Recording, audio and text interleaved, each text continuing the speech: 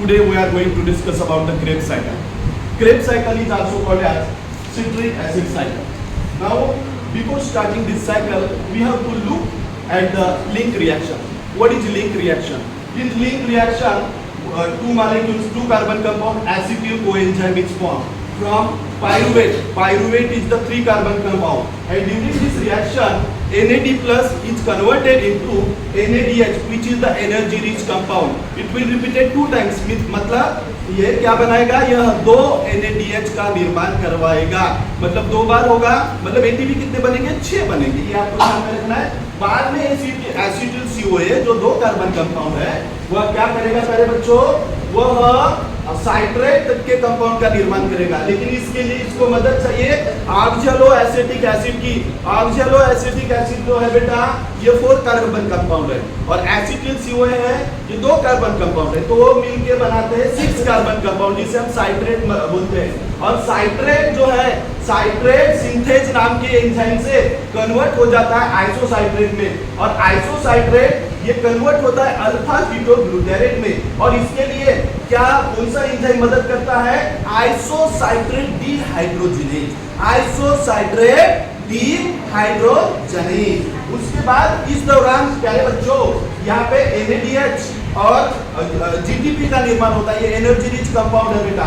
उसके बाद alpha ketoglutarate जब सक्सिनेट में कन्वर्ट हो जाता है प्यारे बच्चों, तो इस दौरान क्या कौन सा एंजाइम मदद करता है?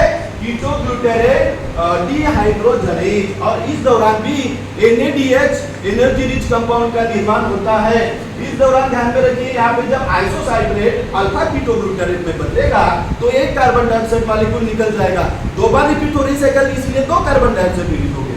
उसके बाद यहाँ पे भी 1 कार्बन डाइऑक्साइड रिलीज हो रहा है, मतलब 2 बार साइकिल रिपीट हो रही है, तो 2 कार्बन डाइऑक्साइड रिपीट हो रहे हैं. ध्यान में रखिएगा. और बाद में यह सक्सिनेट जो है वो 4 कार्बन कंपाउंड है, क्योंकि ये 5 कार्बन कंपाउंड था अल्फा कीटोग्लूटारेट, तो यहाँ से 1 कार्बन डाइऑक्साइड निकल चुका है बच्चों. बाद में सक्सिनेट जो 4 कार्बन कंपाउंड है वो फ्यूमेरेट में बदलेगा, और फ्यूमेरेट में कन्वर्सन होते समय इस रिएक्शन को कैटालाइज करेगा फ्यूमेरेज. ध्यान में रखिएगा.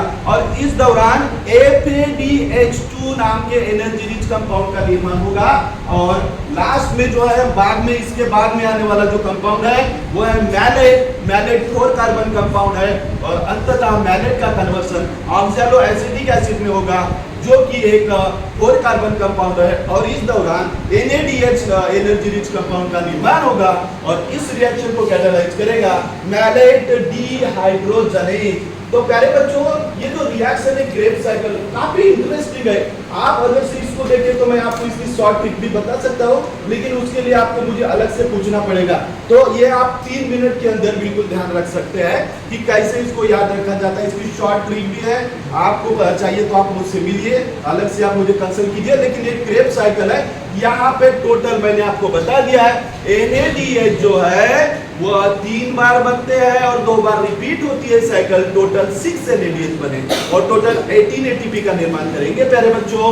और FADH2 1 बार बनता है, तो 2 बार साइकिल रिपीट होती है, तो 2 बार आप हिसाब लगाए तो 2 × 2 = 4 ATP, और 1 GTP बनता है. तो GTP तो ATP बनाता है डायरेक्टली, तो इसलिए उसको देखने की जरूरत नहीं, वो ATP बनाएगा. तो इस तरह से हमारा साइट्रिक एसिड साइकिल और क्रेब्स साइकिल है. और ये क्रेब्स साइकिल आपको इतने एनर्जी रिच कंपाउंड दे रही है, जो अभी ETS